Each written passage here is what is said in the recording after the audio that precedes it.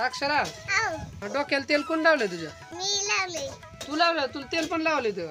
येतोय कशाने तेल लावलं? हाताने लावलं? हाताला लावले भांग कशाने पाडला? कांगेनं कंगव्यानं भांग पाडलाय बघा. हम्म, कशाने भांग पाडलाय? मी पावडर लावले कारण लावली काय तू? पावडर गड पावडर केले पावडर काय? गड पावडर केले गन पावडर केलंय काय? हा बर बर, मग तू छान दिसते का आता?